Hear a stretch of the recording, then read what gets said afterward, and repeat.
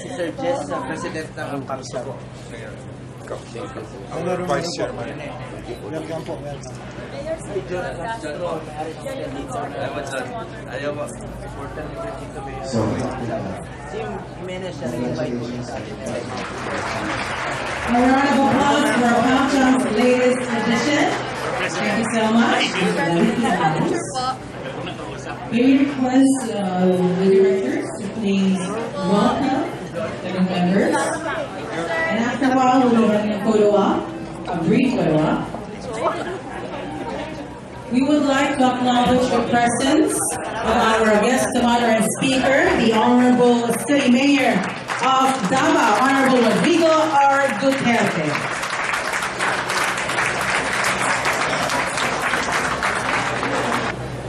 When our President assigned the task of introducing our honorable guest speaker for this afternoon's general membership meeting to me, my first thought was how do I give justice to a man who turned a city one count as the feeding field of Asia, to one of Asia Week's top 20 most livable city in Asia.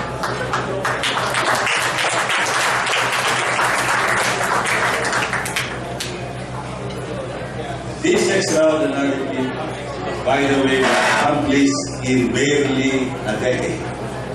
And just a month ago, I read in the Inquirer News that Davao City now ranked as the 9th safest in the world with a safety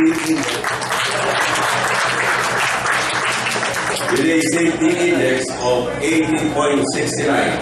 or a crime index of 19.31.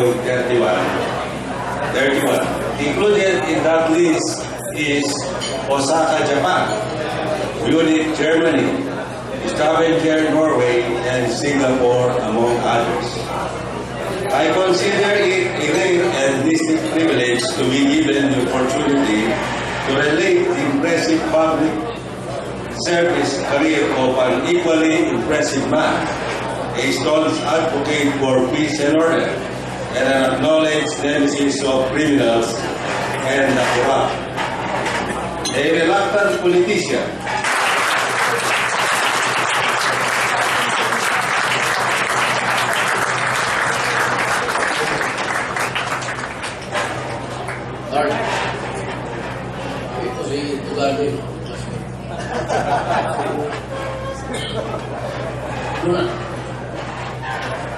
Sa Davao, hindi ko pinakatitig ang tao doon. Sabi ko lang, just smile to me. No big deal standing up because I am just an ordinary government employee. Yan o, kami. Bago yung sanay ng mga official kasi feeling great na sila, including everything that goes with it. Lahat ng mga ito nakakaintindi, gusto nila lumago ang negosyo not only dito sa Pampanga, kung hindi buong Region 3. Alam naman po ninyo, nandiyan si Atty. Tugade, meron tayong Clark Economic Zone, may airport, merong Subic, may seaport. Ang human resources dito sa Region 3 ay sufisyente para masuportahan yung federalism natin na sinasabi nyo. Ang tanong ko po ay simple. Idol, kami po ay bitin. Hindi naman kami po pwede sa ligaw diin. Tatakbo ba kayo ng pagkapangulo sa 2016? Even if I want to, wala talaga akong pera. And I hate asking. Kailan man hindi ako nagparinig ng ganito. Yan ang problema. Even in Davao, kung may kilala, there was never a time na nagpunta ako, tinawagan ko negosyante sa may contribute na. Never done that. Put in life with me, maski sinong tanongin. So sabihin mo kung maghingi. Mahirap kasi yan, kasi magkakaroon ka ng utang na loob. Kanina pong nagsalita si Mayor Duterte ng Davao. Nagustuhan namin yung sinabi niya, lalo na yung sa federalismo. Alam po ninyo, dito sa amin, sa Central Luzon, kumpleto kami ng mga infra na dito. May airport, park, merong seaport sa Subic, saka ang human resources dito ay kumpleto.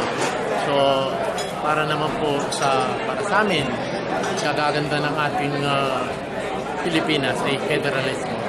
That's why we are for federalism form of government, federal form of government para sa mga region.